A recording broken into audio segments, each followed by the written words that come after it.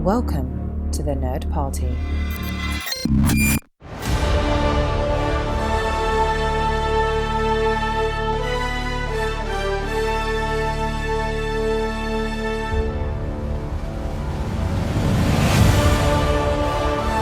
Hello and welcome to another episode of our special Celebrating Superman series here on Missing Frames. I am your host, Shawn Eastridge. Now, normally on Missing Frames, we watch all of the films we should have seen by this point in our lives, but in the months leading up to James Gunn's Superman, which is in theaters on July 11th, I've upended my entire podcast to focus almost exclusively on Superman. I was going to say I'm sorry. I'm not, though. I'm just not. You should have expected this. You know I love Superman. But this is all to say, don't worry. I've got some fun Missing Frames episodes coming up. I'll be celebrating my 150th episode very, very soon with my beautiful buddy, Brad Gullickson, who makes up half of the Comic Book Couples Counseling podcast, along with his beautiful wife, Lisa. What movie will Brad and I be watching? You'll just have to wait and see. But anyway, back to Superman. So if you haven't been following my Celebrating Superman series, you should probably get on that. So far, I've interviewed amazing super people like Mark Waid, Mike Carlin, Super Museum owner Morgan Siebert, Superman homepage owner Steve Eunice, My Adventures with Superman's showrunner Josie Campbell, and Absolute Superman writer Jason Aaron. And of course, I would be remiss if I didn't mention the super celebration that started it all, my interview with Richard Donner celebrating Superman the movie's 40th anniversary back in 2018. So definitely check out all of those episodes if you haven't already. I've got more to come. You don't even know what's in store. So if you haven't already, make sure to subscribe to Missing Frames on Apple, Spotify, wherever you can subscribe, do it.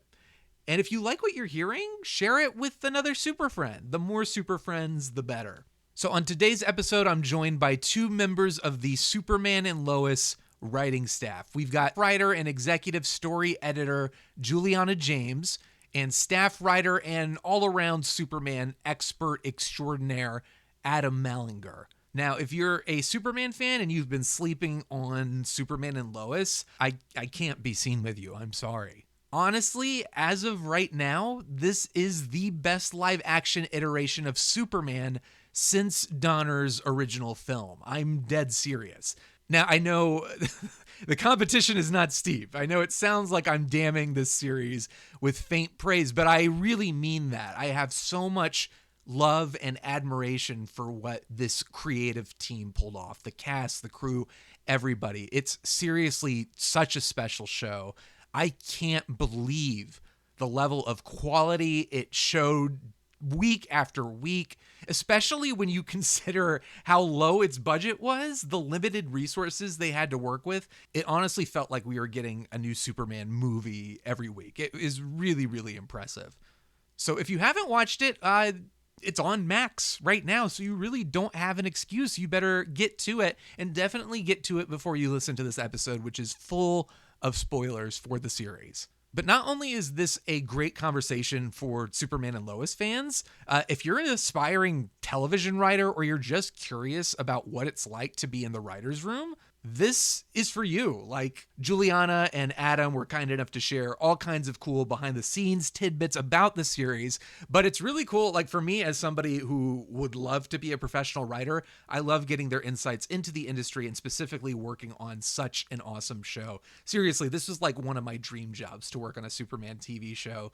I'm just glad they had people as awesome as these two on their writing staff. Anyway, this was such a great conversation. I loved hanging out with Juliana and Adam. Really appreciate them coming on and hanging out and talking all things Superman with me and talking all things writing with me.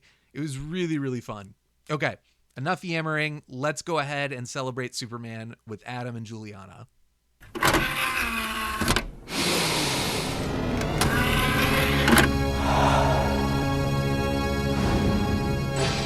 Now available to own on video cassette.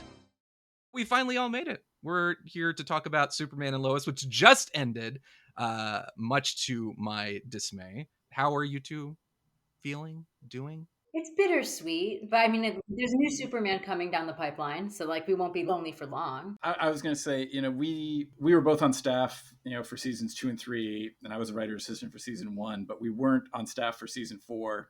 And they did bring me back for a freelance, but we weren't really there for the end of the experience. Right. And so there is kind of, this weird experience of like not being connected to it there. And so, yeah, it's strange. We kind of, I imagine, mourn it as you did, because to borrow George Lucas's famous thing about after he sold Star Wars, now I get to experience it as a fan. And so for us, we kind of got off the train a lot earlier. And so it's a little, I don't know. I've been a Superman fan all my life, and so it was a dream being on there. And so it's interesting to going back to just being a fan and being on the outside again. Were you able to enjoy it as fans? Was there that feeling of like, oh, all our buddies are at the dance and we decided to stay home? And was there that feeling, or were you able to watch it as fans again and enjoy it? I don't know if you, I don't know if you get, despite what I said, I think you watch it differently after you've been inside of it, and you take in all the versions differently after you've been inside of it. And so I think what I wanted most out of that last season was just like, oh gosh, I hope they get to end strong, because there aren't a lot of great CW finales. And I think that they did one that, it honored the legacy of the show and honored everybody that was on it. And I think we've seen throughout TV, if you have a bad finale, it sort of taints the show. And I thought they had a very powerful emotional finale. And I think that also resonated with the fans. And I think because we went out like that, I think the show's legacy is secure. And I think the fans have always been very supportive of it. So in that sense, I'm very glad to see how they went out. But it is a weird sort of experience. There's something kind of nice about it though, right? Because like Adam said, like once you're inside of it, you can see those storylines or things that were like said or commented or like maybe put on as target on the wall. They come to life.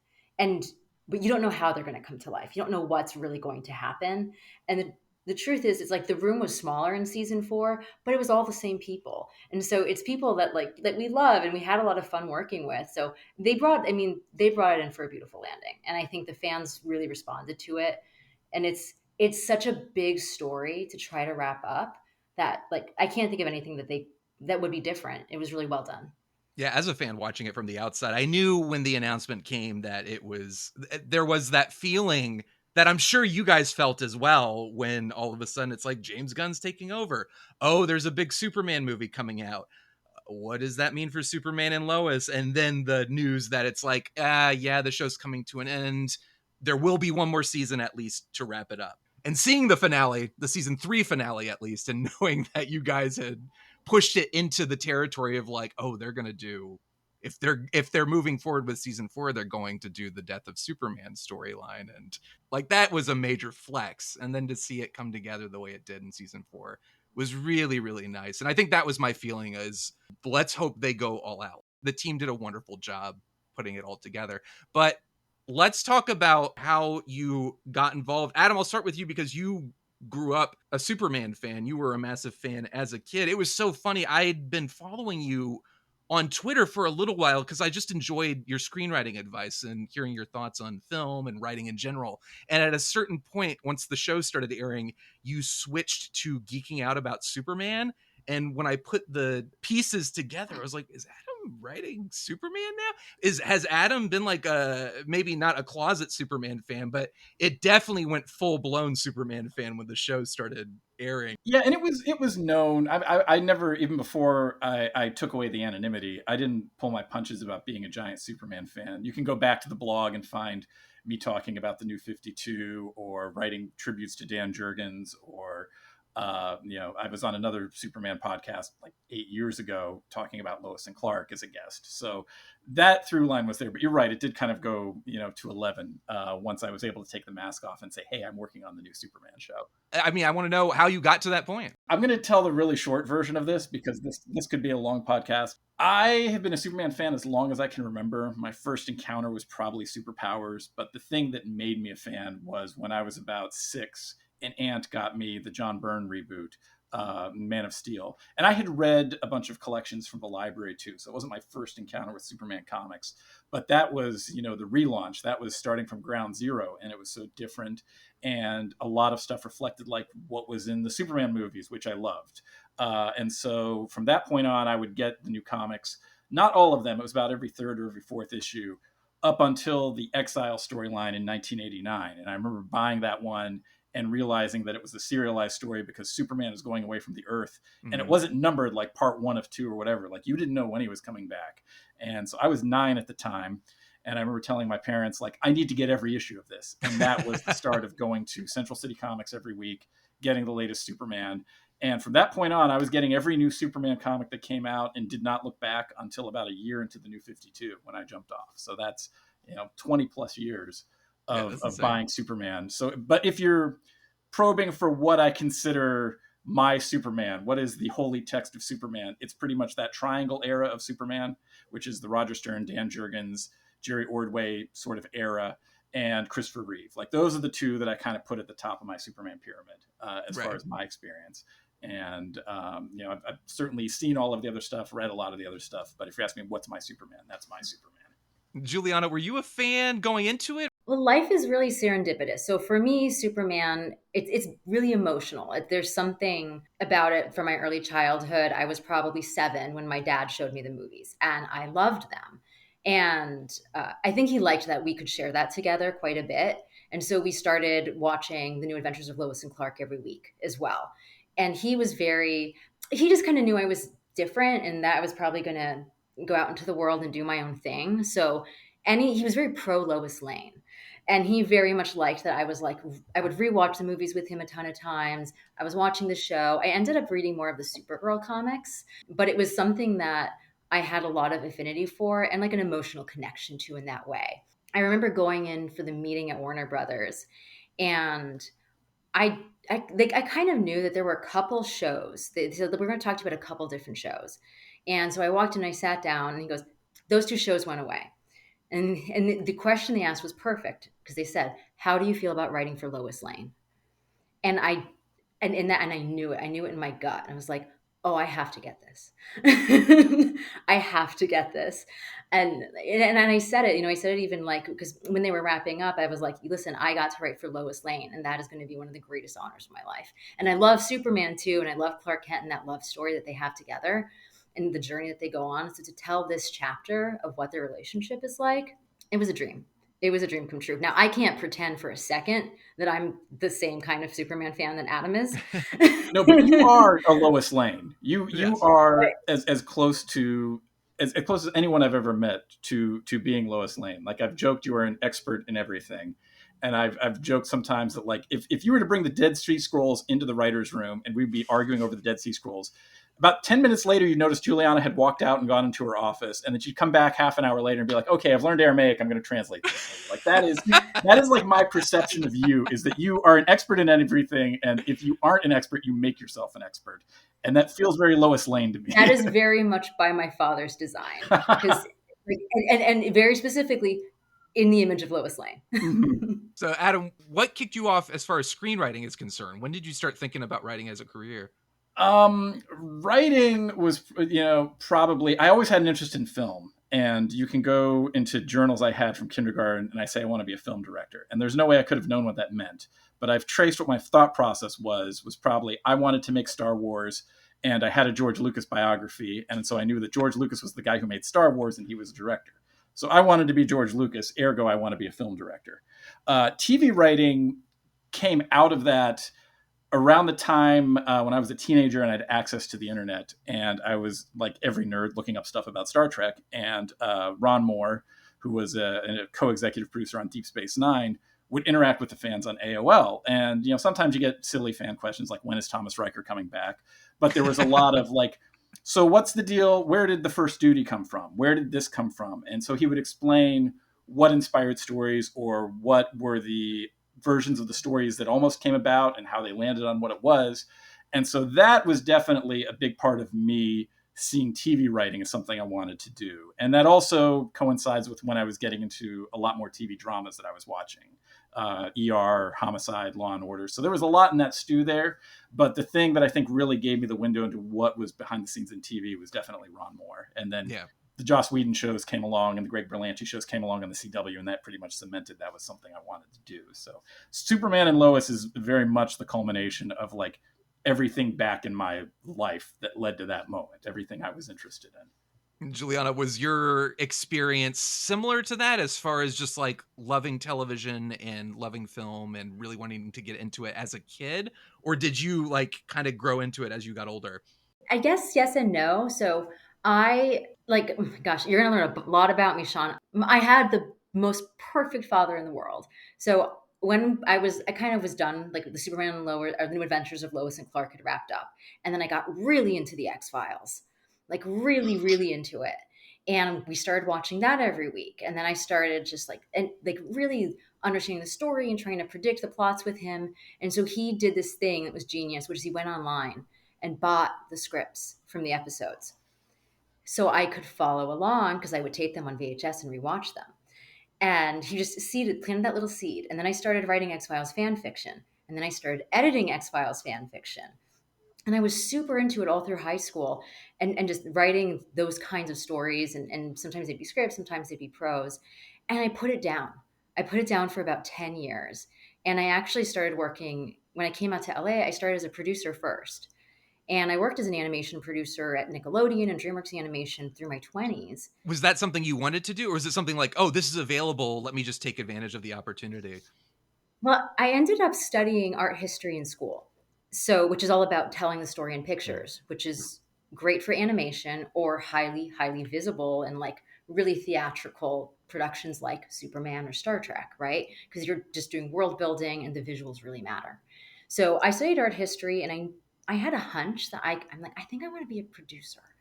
And so I did that. And everyone kept telling me, I think the first person who told me was Brian Lynch. He's like, why don't you try writing? And I was a little hesitant.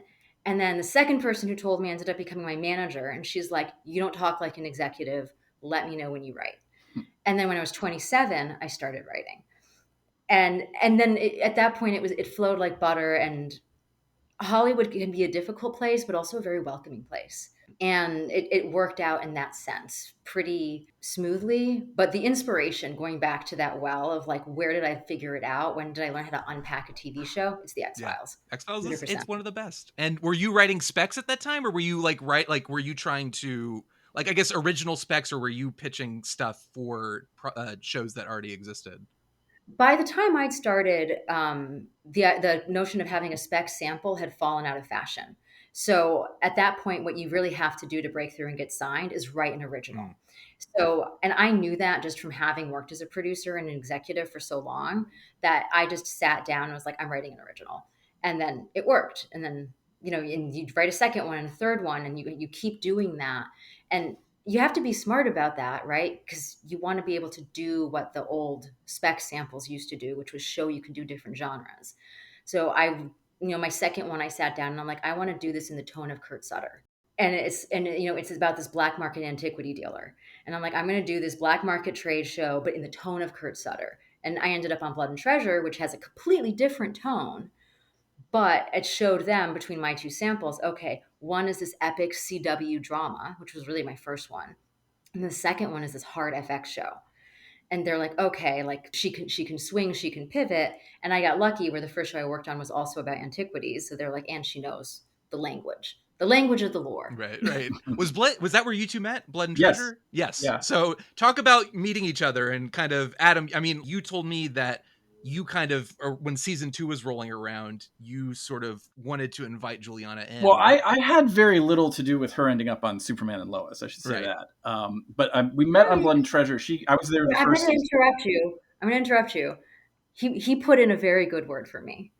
And and Adam's good opinion does not come easily. And I am very appreciative of that. I'll tell that part of the story. I think I get more credit than I deserve in this. But when we met on Blood and Treasure season 2, I was there for season 1. I was the writer's assistant, and season 2 came along, and I was still the writer's assistant, and I knew they had hired some new staff writers, and so my thought was, there's no way these kids they've hired are as good as me. And so I show up for the first day. And within 2 hours, I remember looking across the room at Juliana, who had, spoken a lot more than a staff writer usually does. And it was always stuff that was like obscure shit that she couldn't have looked up as the question was asked. She knew stuff that I didn't. If I Googled it, she was faster than Google. It was like watching an episode of Jeopardy where you're like, where did they learn these things? Yeah, it was exactly like that. Like they were talking about this, and it would be weird, obscure historical facts she would pull out that I would like, how would you even have occasion to know that? And then I realized that it's what people would do to me later in the Superman room when I would pull out stuff. But anyway, after 2 hours of watching Juliana pull out obscure history, and it wasn't all in a straight through line. It wasn't like she ran the category on Jeopardy and Jeopardy was like the board that was built for her. I remember it was like all kinds of stuff. I remember going, okay, she can stay. and from that point, I was always very impressed with her. And the nickname someone tagged her with in the room at one point was, we had been tasked with something and the showrunners left, and the room started, BSing about one thing or another, goofing off. And I think we were throwing something around the room and it like hit you or bumped your computer, and you kind of just gave a look. And one of the other writers said, guys, Hermione is trying to work here. But we were goofing off and she was doing the assignment we had been tasked with. And when our showrunner came back, she had the right answer. But I always remembered later, we tagged her as Hermione. And so that brings me to the sum total of what I did to get Juliana on the show. Was there was one day towards the end of season 1 where I got a text from Todd Helbing, our showrunner, and he said, hey, what do you know about Juliana James? What can you tell me? And I said essentially what I just said to you in a much shorter version. She's great. She comes with her homework done, your homework done, and the room's homework done. She knows what she's doing. I said, we called her Hermione in the room because she was just always well prepared. He said, oh, great, good. Like that was the extent of what I did there. Was just, I might have said something else like, I loved working with her. She's the best one you could hire. No big deal, Juliana. He just said like, she's pretty much the best person ever. So I guess hire her if you want. But if you don't hire her, you're an idiot. But also, you're the professional. Look, all I have to say is Juliana knows that Todd listens to me sometimes, but it's not like I have a 100% success rate with getting those baskets in the hoop. So I said very nice things, but I think ultimately it was who she impressed to get to the meeting with Todd. And also, you have to pass that meeting with Todd. So like the extent of what I did was I warmed up that room for you, which was just by telling the truth, which is like, she's comes prepared. She's perfect for this. You're going to love her. That is, I did not have to lie. I did not have to put myself out there. So I feel like I get too much credit for this one. Well, I'd say you hit on two important points. And the one is that Todd is an amazing showrunner, and he is the exact right person to do and create Superman and Lois. And like the show is in his image. Brett Fletcher, who was the co-showrunner and came on, has been with the show the whole run too. And those two guys, like Adam's right, like they have a vision and they stay true to it, which is what you want in a showrunner. So it's like, of course, but for anybody listening that's an aspiring writer or is like trying to get into a room, you have to have Rex ready, and you have to like also just know that when you work with anybody in good faith, like trust that it'll come back around, because I had a great experience with Adam, but he still chose to be generous about that. And those things do happen, and it's important. So I guess this is kind of a two-parter, but Adam, we'll let you start since you were kind of in the room for season 1 and basically creating the foundation for the series. So the world that Superman and Lois emerged in creatively was how do I say this without being mean? Let me just say, as a Superman fan, I was not thrilled about the state of Superman in the 2010s, let's say. And seeing Tyler Hoechlin on Supergirl, that was a beam of light, an oasis in the desert where I was like, they're not doing it in the movies, they're doing it on TV. This is what we're missing just in that small moment.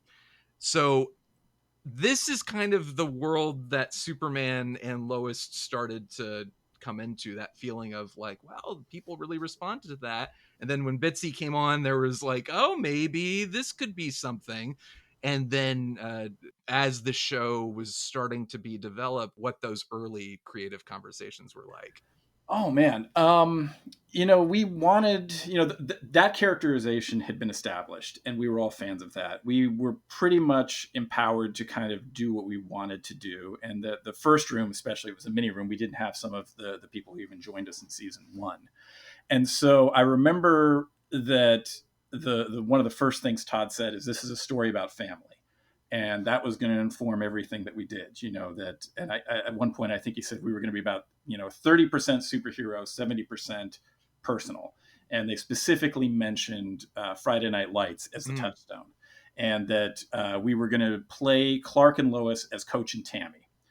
Which I think is probably an analogy that persisted through to Juliana's time there, if I'm not mistaken. We were still calling back to that years later. We also knew we were going back to Smallville, and I had read the pilot before my meeting with Todd, and I, when I first got a copy of the pilot, I was expecting it to be the same sort of tone as The Flash or Supergirl, and as I was reading it, it hit me like, oh no, this is Everwood. Which is Greg Berlanti's first show that he created, and it is a show I'm absolutely obsessed with. And ironically, Gregory Smith ended up directing episodes and was involved creatively in Superman Lois. He did. He directed, and he didn't direct any of mine, but I got to be on set with him a couple times, and that was incredibly cool because I think Greg was probably our best director. We had a lot of great directors.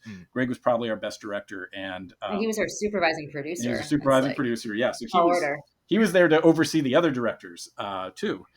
But so I read it and I'm like, oh, this is Everwood, which was like more, you meld Superman with Everwood. I'm like, this is like, I had to be on this show.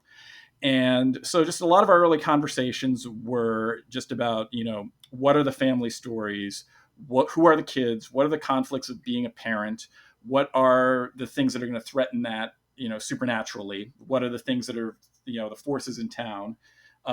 Supporting cast, because as a child of the Triangle era, the one thing is you've got to have a lot of supporting characters. They fill out your world, and that's something that I think often gets the short shrift in Superman. Like Lois and Clark drove me crazy because Metropolis seemed like it had 4 people living in it, and nobody had a story that existed outside that building. Like Perry was always bringing his business into the Daily Planet, and so it's exciting when you've got a bigger canvas of characters because there's a broader range of stories to tell. And so we were talking about Lana and her family. And Todd said on day one, we're not threatening the marriage. This is not a love triangle. This is not how we're playing any of that. And I think if several of us in the room breathed a sigh of relief, not that we thought we were going to, but you never know. You never know. I mean, you've got to have this run for a few seasons, and it seems natural to go in that direction. But that was a day one mandate. And then the other thing was, you had to solve, okay, how are Lana and Lois going to coexist? Like what is each of their lanes? And early on, and everybody who came in was kind of grappling with the same stuff because, we had a writer come in halfway through the first season and they were saying stuff that we had talked about before. And I know there's an interview out there with Emmanuelle where she said, Bitsy and I talked to Todd and said, you can't play them against each other. And I know some people have misconstrued that as like we were writing them in conflict and that he had to be set straight by the actresses. And I can tell you from day one in the writer's room, we never saw them in conflict. It was, we were talking about that before Emmanuelle was a part of the show. Now, she didn't know that. And so I absolutely understand her coming in and making that a priority. But that was always on our radar. And we just spent weeks talking about that. And in the first week, possibly the first day, Todd says, so Morgan Edge is our villain. And he's Kryptonian. And he's Superman's half brother. And I'm sitting there at the end of the room taking notes.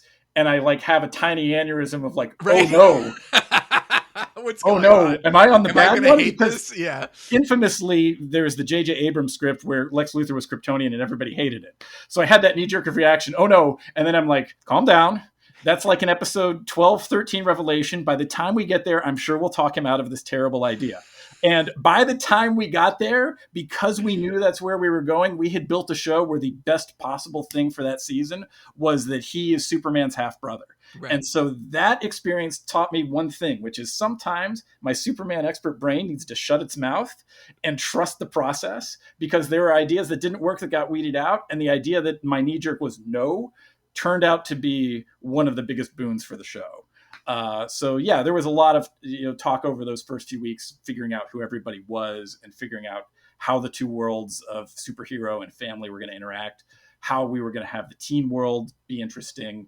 So that I've talked a lot now, so I'll it's okay. I was also going to say, for anyone interested, Adam, you wrote a great blog post about the process of writing your episode in season 1 that I really, really love. Just in terms of the logistics of writing for television at all and what the process is like. So I would encourage anybody who is interested in taking a deep dive into that process to also check out that blog post. But Juliana, what I want to ask you is, when you joined season 2, there's kind of a well-oiled machine in place.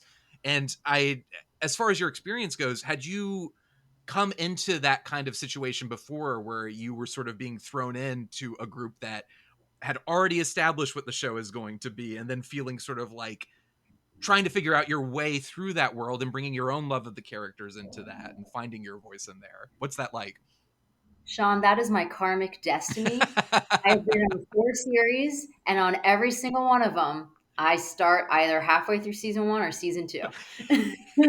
So you're an expert by this point. I you know what? I think I'm just flexible in that way where like you can look at a show and understand pretty quickly, okay, here are the mechanics. Here are the core ways in which things work. Like on our show, we do this wonderful thing where we reinvent and recontextualize the villains because we're constantly blending golden age and the 90s storyline, right? And it's like, how are you hiding, the death and return of Superman?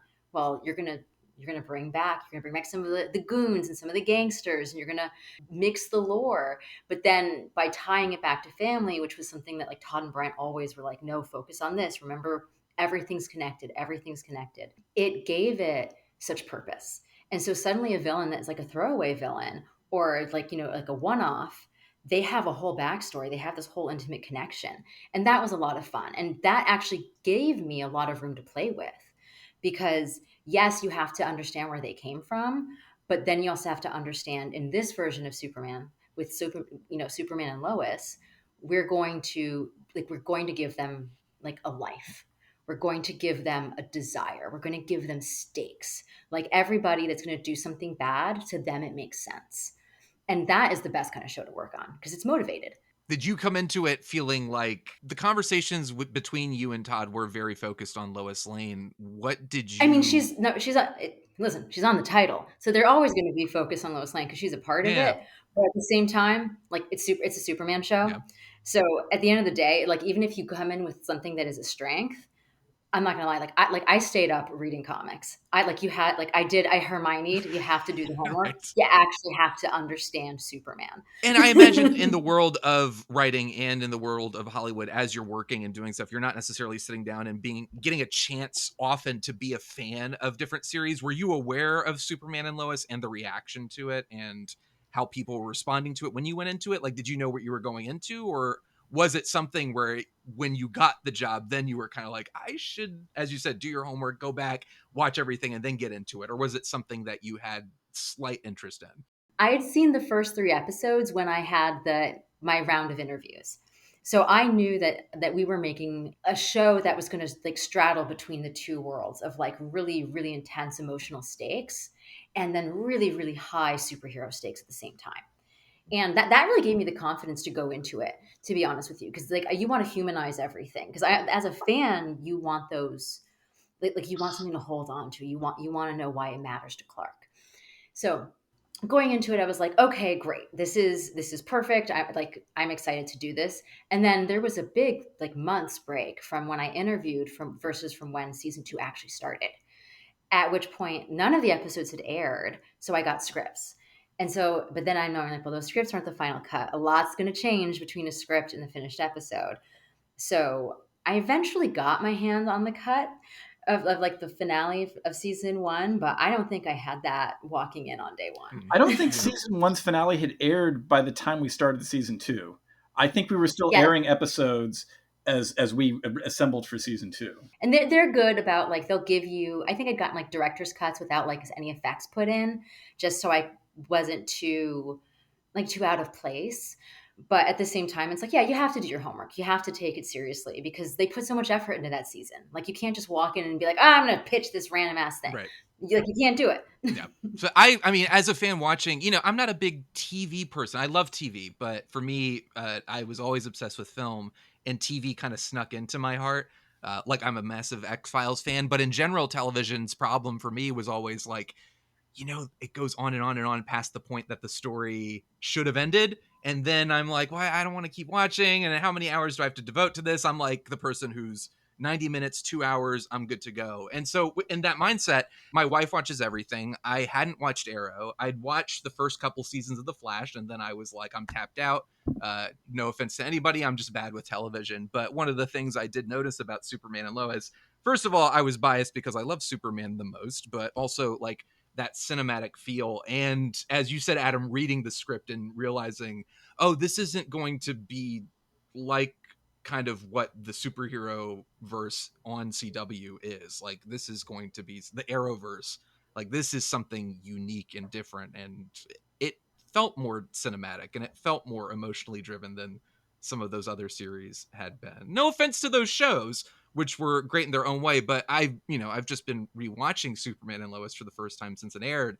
And what struck me is just like, I don't know how any of this was pulled off on a TV budget, and especially look and feel cinematography wise. Like, it looks dynamic and exciting in a way that, for me, as somebody who had felt like I had been wandering a wasteland of Superman content, to be able to sit down and watch what felt like a 45-minute Superman film every week was really, really exciting. I guess, Adam, for you, this is more of a question for you, because Juliana, by the time you jumped on, there was already a few episodes. But Adam, was it a relief seeing that and kind of knowing like, okay, great, this is going to be something unique and special, even within this world, even within the Arrowverse? You mean like going from, it being a script to like seeing the first cut of the pilot Just and seeing realizing because I mean, yeah. that pilot too, and we've talked about it. I mean, I feel like people who don't even watch the show or haven't watched the show are very familiar with the opening of the pilot and have seen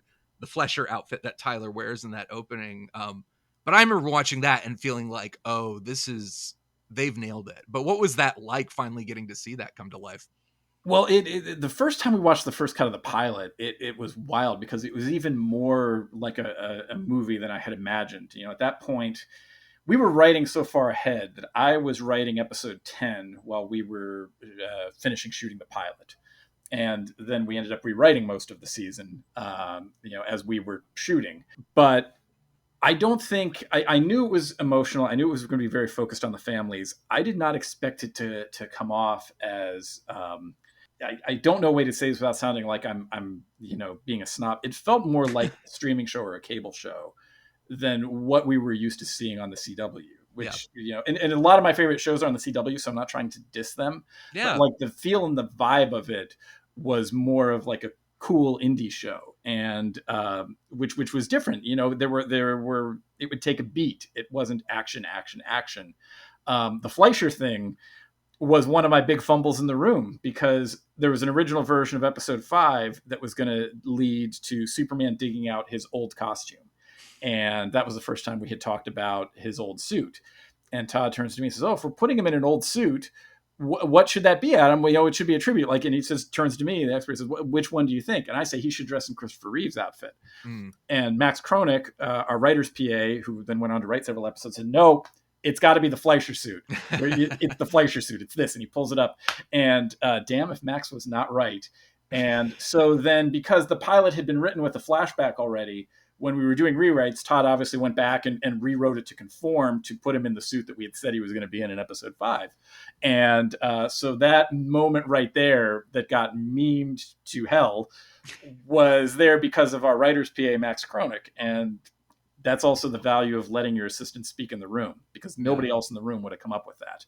And he did. And that was the viral moment there. I love that so much, and it worked so well. So season 2, I would tell people, during COVID, the pandemic, I got hooked up with a really great group of people on the West Coast, screenwriters, filmmakers, and we were all kind of looking at each other's work and inspiring each other and helping each other out. And they would always ask me kind of like, well, what's your goal? Like, as far as like, as a writer, what do you want to do? And I was like, oh, I want to work on a Superman TV show. they need my help. Like, I need to save Superman, essentially. So when the show came out and I was watching it as a fan, my whole thing was like, well, this is, they don't need me anymore. They've got the group of people who are saving Superman. This is amazing. But also I was like, I desperately want to know what this writer's room is like, what a day in the life of the writer's room is like. So what were some of the conversations like in the writer's room? What were some of the debates that were happening? What were some of the fun memories of things that maybe were like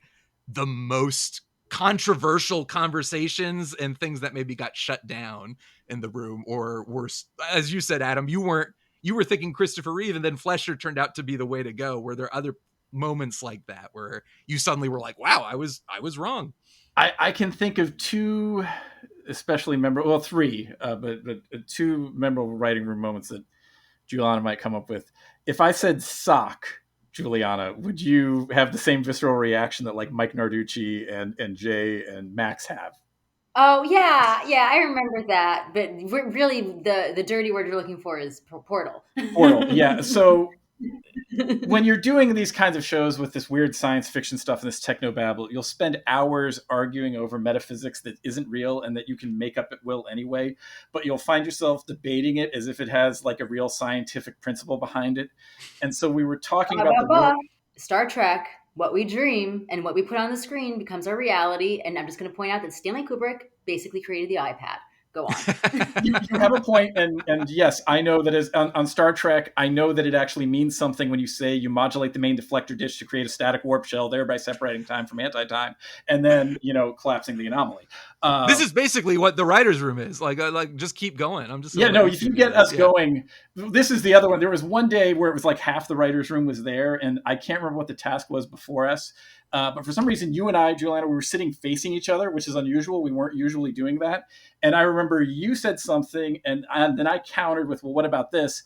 And before I knew it, it was sort of like we were kind of, tennis players at the net, because you and I kept going back and forth, and everybody else kind of fell out. And at one point, Mike Narducci says, wait, you guys are forgetting this. And you kind of turned to him halfway and say, we solved that already. And we had.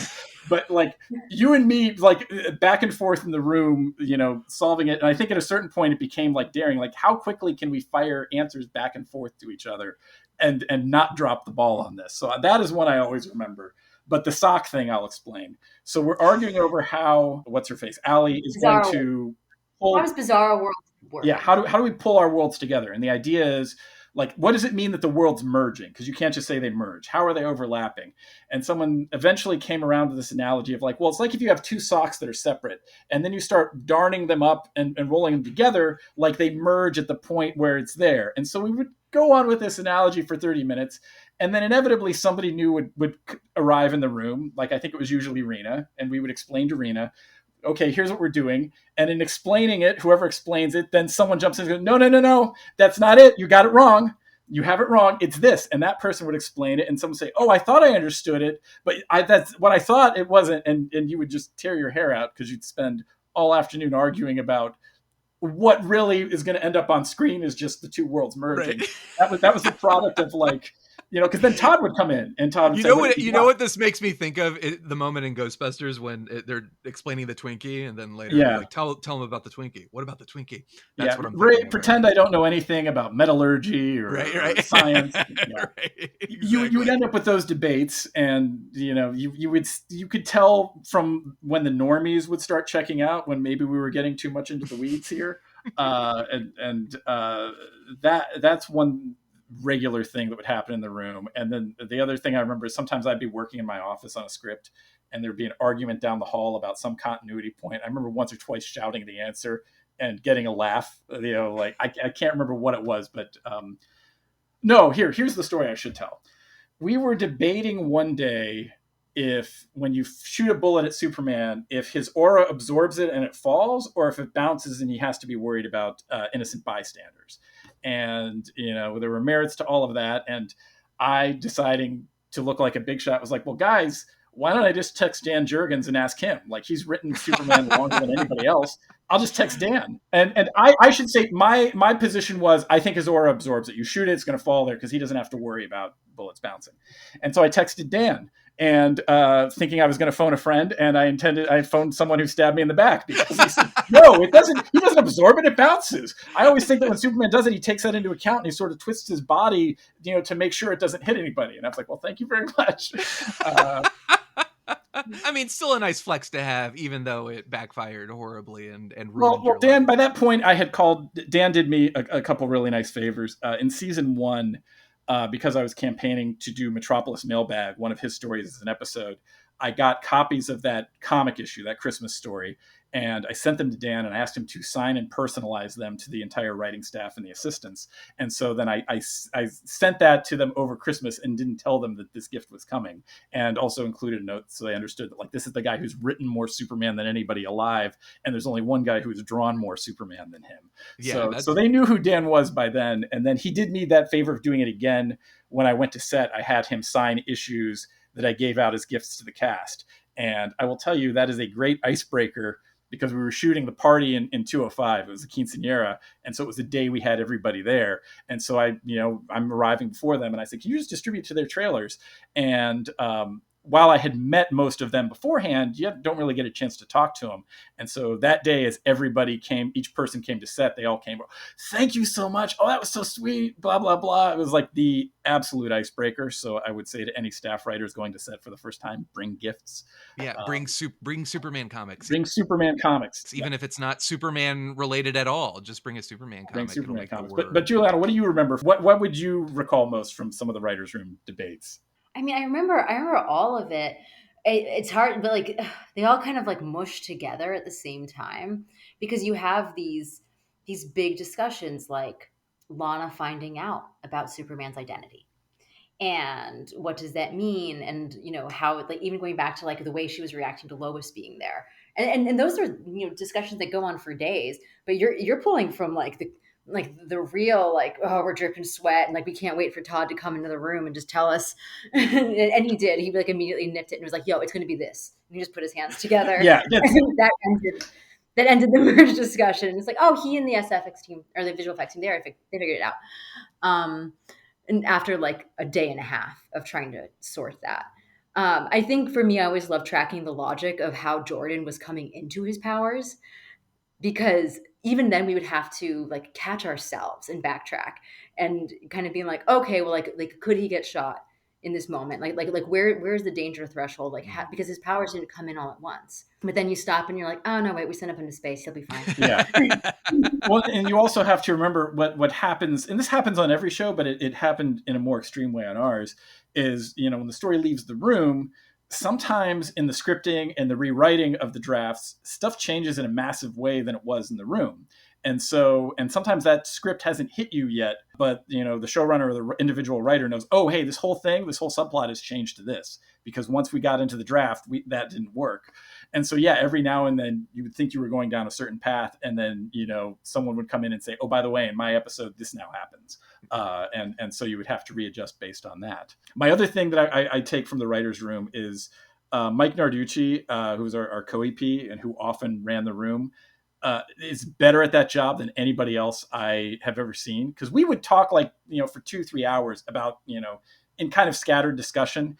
And then Todd would come in and say, okay, so what have you got? And Mike would take conversations, 4 or 5 different conversations over 2 hours that didn't really touch each other.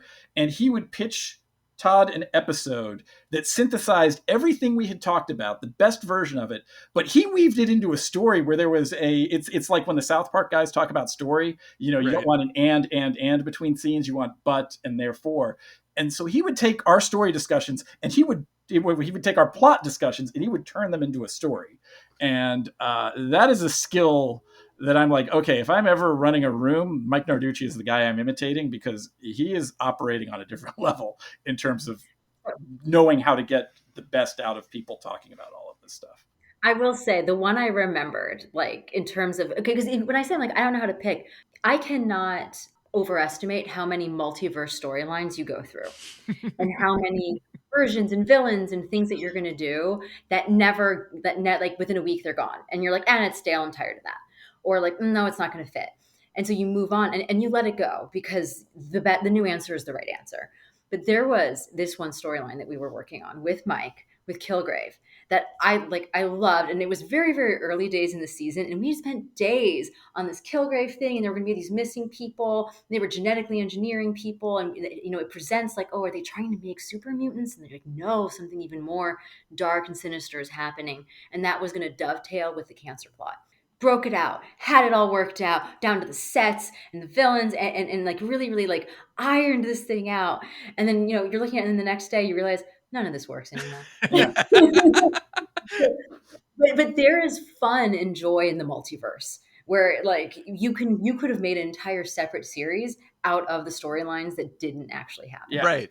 Well, season one, as I've talked about, and I think it's in that blog you talk about, there's a point where every B story in those episodes got rewritten by the time we shot it. They changed completely. And then we hit a point in the season where the domino effect of the B stories changing started changing the A stories. And so the back half of season one is very different from what we thought it would be, but it was informed by what we had learned in creating the first version of it. And that is the crazy thing. Like if you ever tried to do like the Superman and Lois companion and trace the creative arc of each episode, you would have to refer to notes to figure it out, because like what was originally going to be my episode was a story about Superman getting hit with a bioweapon that was going to take away his powers, and it could pass to Jordan and it makes Jordan sick. And there's a version of that survived, but it got lateraled to an earlier episode, and the effect was different. It didn't take away Superman's powers at all, and instead it made Jordan sick in a very different way. And the solution was completely different too, because in the original version, we had destroyed Jor-El in the fortress by the time that story came up. And so you couldn't go to the fortress for an emergency room. But by the time the rewrites came around, the story was in a different place. And it's like, oh, this is how we're solving that. So season one, as much as, by the story you're talking about, Juliana, is in season three, like season one had a lot of that, where like by the time we would get close to an episode, it would have been rewritten, or you would be stealing from an earlier episode. The original concept for what became Lana possessed by Superman's mother was originally that was going to happen where like Edge kidnaps her, body snatches her, and puts Lara in there. And we hadn't fully worked this out, but the concept was going to be she was going to be Lara pretending to be Lana for an episode or two before people figured it out. Gotcha. And then Lara was going to slowly figure out that she was on the wrong side, and then she was going to betray her son and all of that. All of that got changed and into what was my episode, which was ultimately we have to solve a problem and we need Superman's mother to do it. And so that idea was there, but we used it in an entirely different way. I'd say the takeaway is if you're on a show with mythology or like a big sci-fi show or a genre show, you're probably writing 3 episodes for every 1 episode. Like you're breaking story, you're figuring it out because there's so many moving pieces and so like so many things are going to happen, because even in science fiction this happens, and that's like you really have to just enjoy doing it over and over and over again. Right. So as far as like, I've always wondered, you have the writer's room where everyone is sitting and collaborating together and really breaking the stories and figuring them out, but every episode ultimately ends up credited to a couple of writers. What is that process? Is it something where literally it is what it sounds like, where it's like, all right, Juliana, we figured out what the outline for this is. Now you go off into a room and write a script with all these ideas we've come up with for that episode. Adam, you take this one. Like, how exactly does it work when you are assigned specific episodes? And then obviously you're going to come back to the group and say, here's what I wrote. And there's going to be rewrites and notes and things like that. But I've always wondered what that process is. I think we should preface anything we say by every show is a little different in their process. And the 3 seasons I worked on Superman and Lois, every season was a little bit different too. In general, but not always, it's your episode when we're breaking it. Some shows, if you're breaking it, you're the one leading the break. You're the one standing at the board, you're running it. NCIS New Orleans was like that. If it's your episode, you're the captain. Other shows, you'll have a co-EP leading the break, and they're kind of filtering it, or they might be leading it with you. They might be there, steering it elsewhere. You're always at the whim of the showrunner. The showrunner can walk in at any time and say, nope, not working, and sometimes you'll start an episode and they'll know. We usually would always start an episode knowing what the Lois story and the Clark story were. You would have to know those. And then, you would meet with the guys, and often they would tell you, okay, here's what the kids are doing. Here's what Lana's doing. Or at the very least, you would need to know your pairings. Okay, it's a John Henry and John Kent pairing. And you have Chrissy and you have Sarah. And then it's Lois and Lana. And then it's Clark and Kyle, or something like that. And it all becomes mathematical. The shape of the story too. Yeah. Like, because the guys were really good. Like we would even as we were as a group breaking it, like you can't get into the weeds of every scene. like every scene. You can get into the weeds of some scenes, the big scenes, and that's usually where the whole room's going to like chime in, and you're going to have that shape of the character arc. You're going to know the beginning and the end. And sometimes it's going to change because by the time you get sent away to script, 2 episodes before you, that had to change. And there's nothing you can do about it. And it's fine. But also, I think, like Adam started by saying, like, sometimes you write your episode by yourself, but you also get what's called paper team, which some shows do, some shows don't. Some shows do group writing where one person takes an act or everyone sits in the room together and just looks at it on a screen. But Superman, I was really lucky just because I loved everyone I got paper teamed with. I had a lot of fun.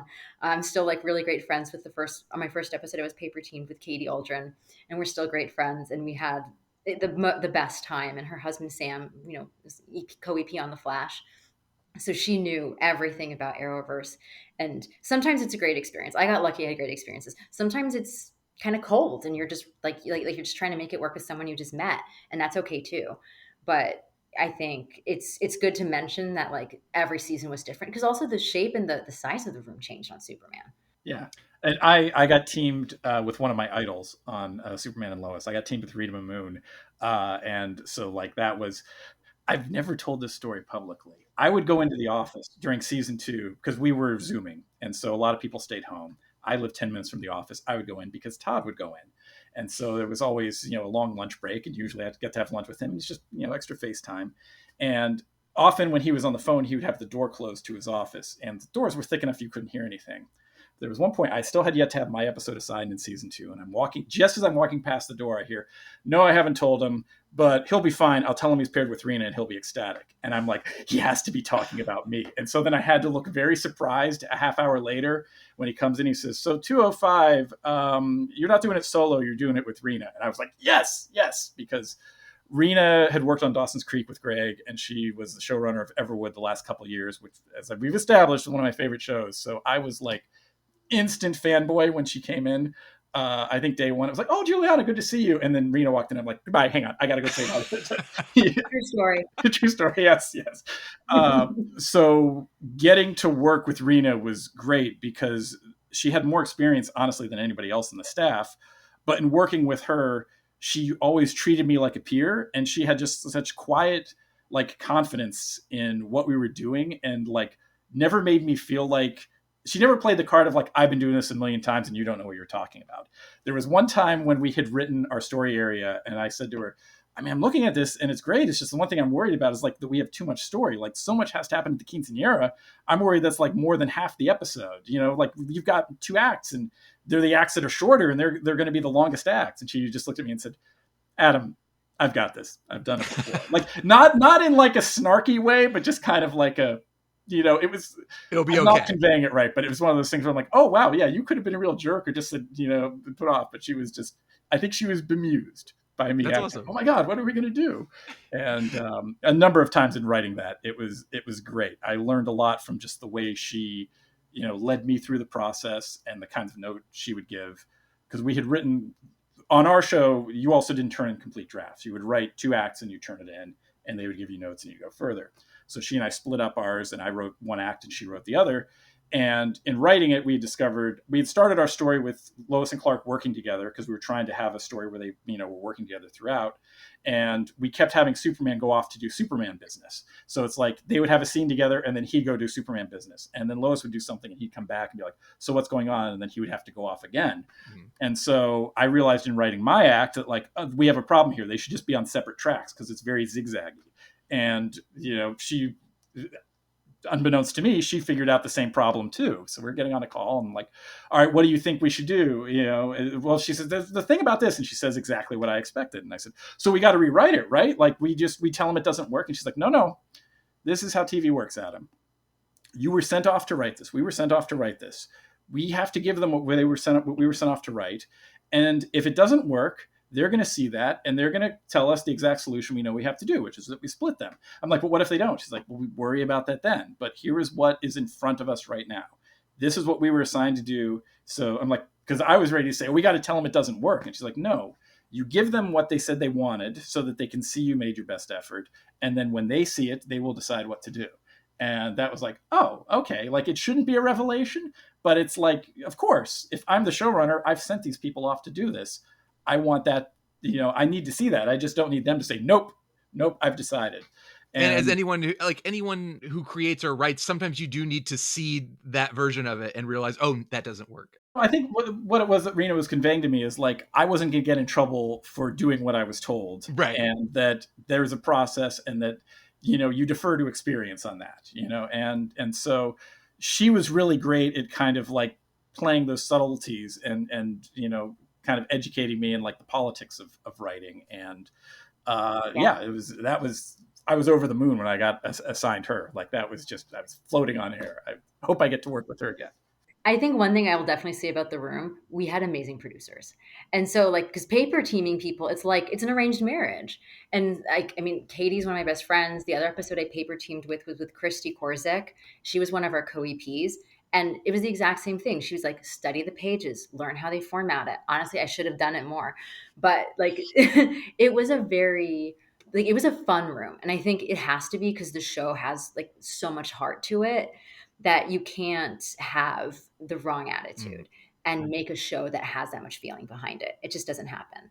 And so, like, I think no matter like kind of who you kind of got sat with or scrambled with in the musical chairs of it all, it was a unique experience, but always like honestly, like, it was awesome. And like, I don't know if I'll ever have that again, where you could just like pick a name out of the hat and like, I got paper teamed and it's like, it's going to be great. But how nice to have it be for like a show that is so beloved and for such an iconic character too. Like, you get to have this amazing experience tied into this incredible franchise and this legacy that exists. Oh my God. It's epic, but you feel that too, because you know that the fans are looking at everything, the nuance of everything, down to like, I did episode 3 or 4, and it's like, that's the episode where Jordan's going to get what's going to become his Superboy uniform. Right.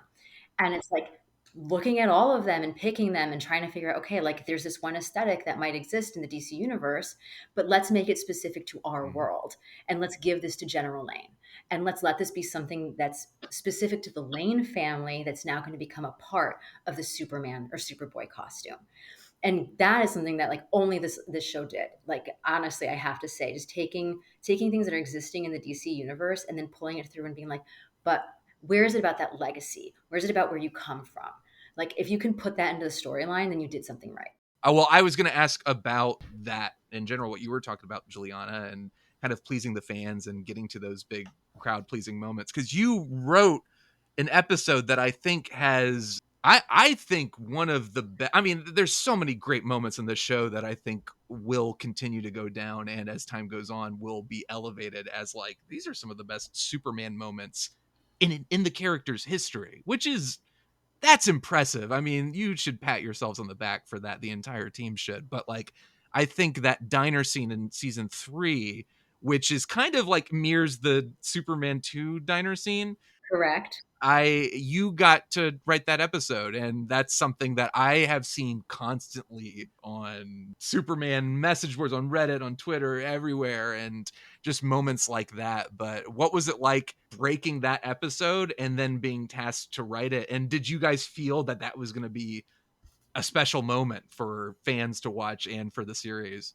100%. I mean, if you're going to pick up a big brand, you know that millions of people, that it means something to millions of people. Like, it means something, and you want to do it justice. And I'll say that scene is a moment of genius meeting necessity, and very specifically Todd Helbing's genius. Like, so the episode had just gotten kind of like really budget crunched, and all of the sets that I thought we were going to use didn't have access to them anymore. We weren't going to get those days for shooting. So there's this moment where it's like, what do we do? Like where is this Clark storyline going to go?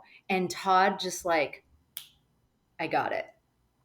And he pitched it, and he turned to me and goes, Superman 2 diner scene. And like literally, and obviously it has to be made our own, and it has to be different because it's a much more mature Clark, where in like Superman 2, that's a really young Clark going in there, and he's putting that guy in his place, and he's choosing to do it as Clark.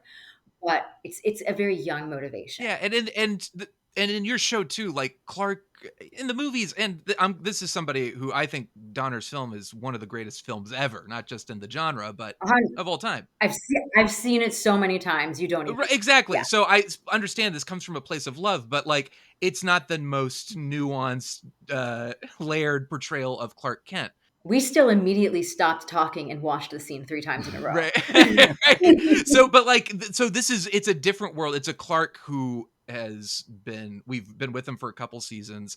He is a nuanced take on the character that we haven't really seen in live action before. And the motivations are going to be different and the feeling is going to be different. But it is like you bring the element of the father and also that element of, I think general people who are not massive comic book fans who don't know much about Superman kind of don't understand the like, oh, but Superman never gets angry. He never loses control. To a certain extent, that's true. But you got to play with that in this episode to kind of show like, well, this is what happens when like he has to lay down the law. You said it perfectly. And that's something that like you take into account when you're writing it. And when we were breaking it with Todd, where it's like, this isn't just any diner, it's the diner in Smallville. So every single person there knows Clark and has known Clark since he was a little boy. And that is something that's going to honestly be leveraged, because if Clark is coming in upset, everyone there knows this never happens. So something must have earned it. And everyone knows that Emmett Pergandy is he's a POS. Yeah. Like, this is not a good guy. So the fact that Clark is choosing and letting it happen in front of other people is something that he could have earned in Smallville. Clark. Superman can do anything he wants, but Clark can't just go around putting people in their place. And Tyler is such a smart actor. He's honestly, I cannot say enough good things about Tyler Hoechlin. He was amazing Superman. He's great on the screen. He's great on set. And like, he understood immediately, this is not Clark losing control. This is Clark doing something to get this guy out of Smallville in a very human way. Emmett is a very human villain, right? He's doing like he's a small time villain, he's a small time bad guy, but it's also a very human storyline, because it's Jonathan's girlfriend's dad. It's this guy that's messing with his family. If Clark were to do nothing, all that would do is embolden Emmett. So like, there's a lot of, Tyler put so much thought in there to be like, I'm going to do something controlled but strong. And make that scene work. And everyone in the scene, because there was so much coverage, you have like the Langs are there at a table watching it happen. And Lana and Sarah know who Clark is. Kyle doesn't know. Kyle thinks Clark's about to get his butt kicked. Like what's Kent doing? I love Kyle in that scene. Like that scene is great. Kent. Like that grace note of Kyle. There's a moment where like Eric is like almost leaping out of the booth, and you have both girls kind of like trying to stop him, and I'm like, that right there, you almost don't need dialogue, but I love that you included that bit. Lana and Sarah know Clark is going to be okay, but no one else in that diner does. Yeah. But everyone there is also on his side. And so there were a lot of ways to take something that is, honestly, it's so fun. Like, I love Superman 2 so much. The second he said that, I lit up and I go, yes. And I was like, this is going on the board, and like, oh God, please let it stay. Please let it stay. It's so much fun. But then you also have the journey of like, now let's make this, like, it's this Superman, right? Because Superman's been around for 100 years, and yes, it's Superman. It's one Superman, but also not. Yeah. There are many different Clarks. Well, it's so earned too. Again, as somebody who has constantly found myself in the position of needing to defend this character as a whole and kind of explaining, it's like, just because you haven't seen it in like a mainstream live action iteration doesn't mean it doesn't exist. That version of the character doesn't exist. So to be able to point to moments like that in Superman and Lois and say, look, you think like Superman's boring because he doesn't get angry? There he is getting angry, but it's anger it's justified anger. So what's great about it is it's a badass moment, but it's not unearned. It's coming from a place of story and character that feels natural to Superman, whether it's this version of the character or the Superman as a whole. That's why it felt so right. And then what I love about that scene is after that wonderful, like, crowd-pleasing moment, what sells it for me is when his daughter is basically like, did that really happen? And Clark's like, unfortunately. And she says, can I see him? And Clark goes, of course. And he's right back into like, well, that's Clark. Like, that's who he is. That scene did so much. And as a fan who has constantly been preaching this character and what this character is capable of at his peak, it's nice to, sadly, in this social media addled world, when you can send somebody a 2 to 3 minute clip versus making them sit down and watch a 2-hour movie, it's nice to have that. So it's nice to be able to send that to someone out of context and say, like, this is amazing. This is why Superman's great. this is what you can do with this character. And I think it's wonderful that scene has been so recognized as great as it is. So I'm glad they liked it. yeah. I want to talk a little bit about Lois's arc in season 3, because what a brilliant stroke of genius to have her go through the cancer storyline. And I've always told people one of the things about Superman that, he may be all powerful, indestructible, or whatever, like there are no flaws, but I'm like, he has to see the people around him that he loves grow old and fall ill and die. He can't control that. Part of the brilliance of Donner's Superman is the moment of the heart attack with Jonathan. It's like, I can't do anything to stop the passage of time. And we'd never really, Adam, correct me if I'm wrong, you may know more about this as far as the comics are concerned, but that's not a story that has been told in Of Superman. Lois being sick? Yeah, like a No. story where Superman Clark is completely helpless.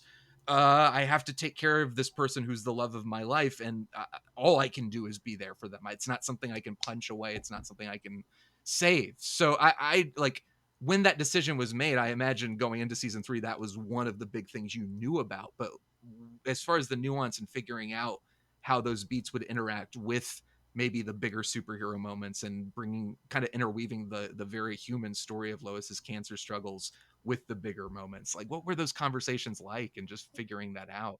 Well, season 3, the storylines were, we every season was different in terms of where the storylines originated. Sometimes we're coming in with ideas and building them out, and this was a case where Todd and Brent had each of us in for individual meetings and told us all individually, this is the storyline. Lois has cancer. There is a bad guy named Bruno Mannheim. His wife is going to have cancer. Lois is going to be treated in hospital. Like, they had worked out, I wouldn't say beat by beat, but the broad strokes of it. And so they wanted us to know individually, day one, when you're coming in, this is the story we're telling. So it wasn't something that was built in the room. It was very much that they had come up with, and they kind of sort of let us know the lay of the land. And they had a couple other storylines, but the subplot sort of changed over the course of that season. And so what that became then was how we were going to be true to it. And I remember in that first meeting, they were talking about how it was going to be something that Superman couldn't fight. And I said, the real opportunity there also is, like, you have Lois Lane, who acts like she's superhuman, and you're going to be dealing with her fallibility. Like, even when we were talking about this, Shawn, you brought up, Superman has to stand there and watch. I felt like the wrong take on the story is Superman's emotional arc. Like, that's obviously a piece of it, and certainly you have the kids there, that's another piece of it. But the way in was always through Lois's point of view. What does it do to the world's most competent reporter, who knows she is tough, that she's going to have to deal with this thing, not just facing her mortality, but even if she survives it, it's something that is going to be compromising her throughout there. And I think that's one thing in Juliana's episode we did a very good job with, was, she's confronting Pregandi and she's sick from the treatments. And so I remember mentioning that to the guys. And again, since we were individual, maybe everybody who walked through there said the exact same thing. But by the time we were all sitting down as a group, it was, okay, we're going to have to do our homework on this. We're going to have to talk to people. We talked to a lot of people. Bitsy talked to like 12 people. I haven't mentioned Bitsy yet in this conversation. I will just say she's amazing. She's the lead actress you want. She is the best Lois Lane, as far as I'm concerned. Yeah. I remember my wife is again, my wife's the TV fan, I'm the movie fan. But when they cast Bitsy, I remember just like in a very shallow, superficial way, kind of saying like, I guess I could see her as Lois. I watched her in the Crisis, like those episodes, which are more lighthearted and fun. So I was like, well, she's fun, but we'll see. And from season 1, I fell in love with her, but like season 3 was her time to shine. Like, she gets moments all through the series, but like just by season 3, that was really incredible. Yeah, she did an immense amount of work for that, an immense amount of research, and talked to a lot of people because she wanted her side of it to be as authentic as possible. She talked to, I think, a dozen cancer survivors because she wanted, at least from her end, the performance to be authentic and as true to the reality as it could be. And on writing end, we certainly tried, but it's TV, so there's always concessions you're going to have to make. And everybody you would talk to would tell you a slightly different story, and so you would just kind of hope that you pick details that felt true and that people wouldn't cry false at any of that stuff. And so I can't speak to the experience of a cancer survivor, Right. but I know there was a lot of work that went into trying to depict that accurately. I mean, it was something that we knew we had to handle in as authentic of a way as possible. And I mean, obviously, a lot of that fell to Bitsy too, because she's the one that has to bring it to life. It was hard work, and she did it, and it was worth it. Like, it came out great. But I mean, on our end, yeah, it was a lot of research, and then it was asking the questions of, it's happening to her. How is it going to affect her work? How is it going to affect her sense of self? And it's forcing a married couple to ask questions where, like, oh, I want to stay positive and I'm going to stay optimistic, but I have two boys, so we have to make plans for just in case. And all these conversations that they're both so young, right? There's no way they were going to think of that or want to do that. But I mean, you hit the nail on the head when you first asked the question, which was this desire to give Clark a very human adversary, a very human thing that's going to harken all the way back to losing Jonathan, his father. And he has, as a character, it just canonically, he has the depth for it. Like, you can put Clark, through things, and he's going to always strive to make the right decision because he just has that kind of core. And that almost makes it more beautiful to do it with a character like that. Because, even though it's going to be hard for him, you're going to watch him figure out what is the right way through this. Even though I can't control it, what can I do? But it's hard.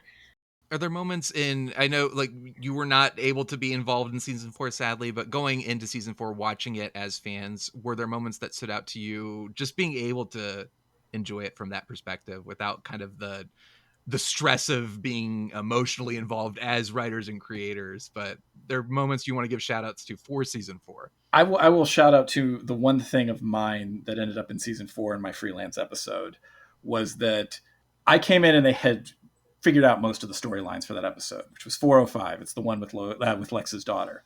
But the one thing that they hadn't figured out was, okay, we're dealing with Doomsday is still out there. Are we going to get him off canvas? What are we going to do? And I pitched the idea that, well, what if he comes into a confrontation with Lois, and because this guy was Bizarro, he recognizes Lois, and Lois is able to reach him and say, please leave my family alone, go away. Mm. And at the moment in the room, I pitched that, and Brent was like, no, I don't think we want him to be that aware. Our Bizarro is gone. Like, it complicates too much. And I'm like, okay, all right. And then, we went to lunch and we came back, and, 2 hours later, Brent says, I know I shat on this earlier, but I think that's actually what we want to do. And I was excited about that because I had not gotten to write a lot of strong Lois Lane moments. I gotten to write some that I really enjoyed, but I hadn't gotten a ball-busting Lois Lane moment.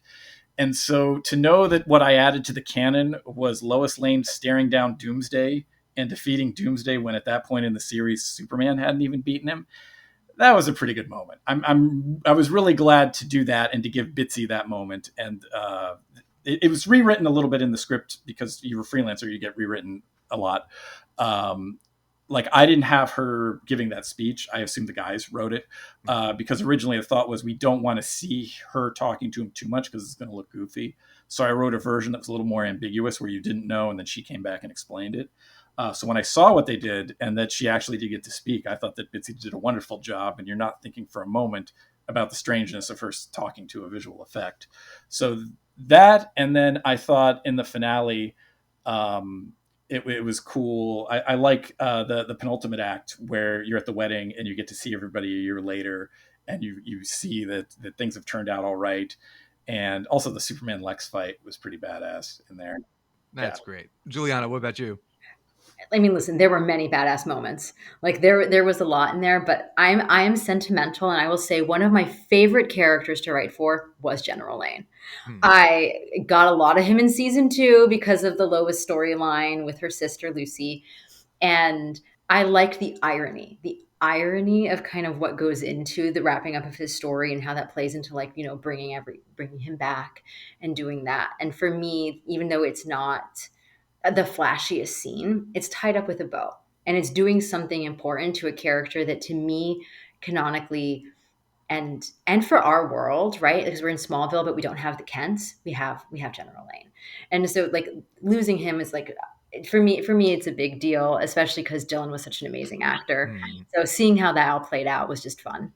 as a Superman fan, I've read a lot, I've seen a lot, but I don't think I've ever seen a version of like the end of a Superman story that focuses so exclusively on Superman and Lois and actually provides a concrete ending. I know like whatever happened to the Man of Tomorrow has an ending, but they're both living happily ever after, and All-Star Superman has a definitive ending, but I never felt the Lois Clark relationship was what I wanted it to be in that story.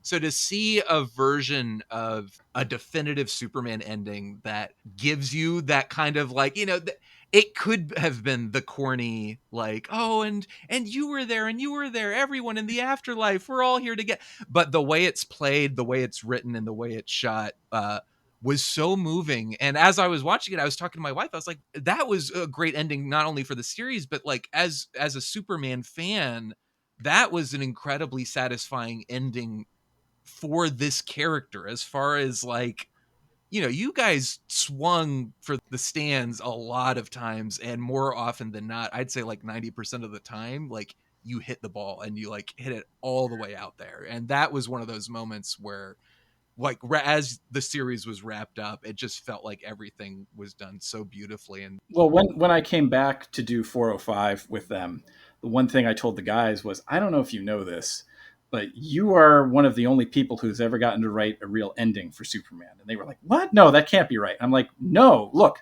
Christopher Reeve didn't know that was his last movie. Lois and Clark was canceled abruptly. Smallville had an ending, but their ending is everybody else's beginning. Cavill did not have an ending. The animated series didn't have an ending. I said there was only one other instance where they knew they were ending and they gave it an ending, and that was whatever happened to the Man of Tomorrow. And so I gave them that speech that I led up to. I said, I'm not saying we should do this. In fact, there's a lot in here that doesn't work on our show, but I got each of you guys copies of whatever happened to the Man of Tomorrow just so you could see how the other guys who wrapped it up faced that. yes, And because at that point I didn't know what they were doing. I don't know how much was concrete. Looking back, they must have known a ton of what they were doing because of how it was seeded in there by the time we get to 405. But they didn't know at that point that they were the only ones who really got to write an ending. Well, yeah, there's something very satisfying because every Superman story kind of has, every ending kind of has a cop out where it's like, the end of that one is Superman like winking at the audience and saying, I'm not really gone. And so this was like, now he's dead and Lois is dead and this is it. So in a lot of ways, I mean, like I was watching it as a fan saying like, this is just cool that after nearly 100 years, I've never seen this version of a Superman ending before. One thing that has always been in the DNA of this show is that Superman and Lois is about a lifelong love story. It's not an Indiana Jones. It's not like, it's definitely not a James Bond where there's like a new girl every movie. It's this lifelong love story. And that's why we're starting when they're middle age. They're starting the middle part of their life.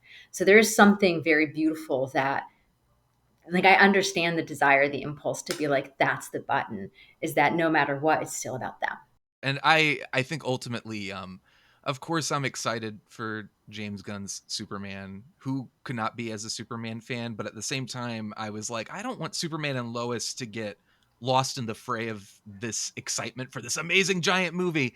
And what you said, Juliana, ultimately is what this show's legacy is going to be. That even with the smaller budgets, even with the limitations of the medium, I think Superman and Lois is one of the great Superman stories out there. Certainly live action, but like of all time. And what's going to make people recognize it as unique and pay attention to it is that family dynamic, is that relationship between Clark and Lois. And it's a special show. And I thank you both for being involved in it, for bringing your hearts and souls into that, because as a Superman fan, to have wandered that wilderness for so long without something that felt right to me, and to get a show like this that really went all out with the limitations, like, you should be very, very proud. And Adam, I know you're you grew up as a massive Superman fan, but to be a part of that legacy, like, how cool is that? Like, that's wonderful. So thank you both for just being awesome. I think the most appropriate response I could give to that is in the words of the great Christopher Reeve. Don't thank me. We're all part of the same team. Well, I mean, that's all I got. Guys, you got to do your thing. So, Juliana, Adam, thank you both for hanging out and celebrating Superman with me. I really appreciate it. Thanks for having us. Thank you for being a great host.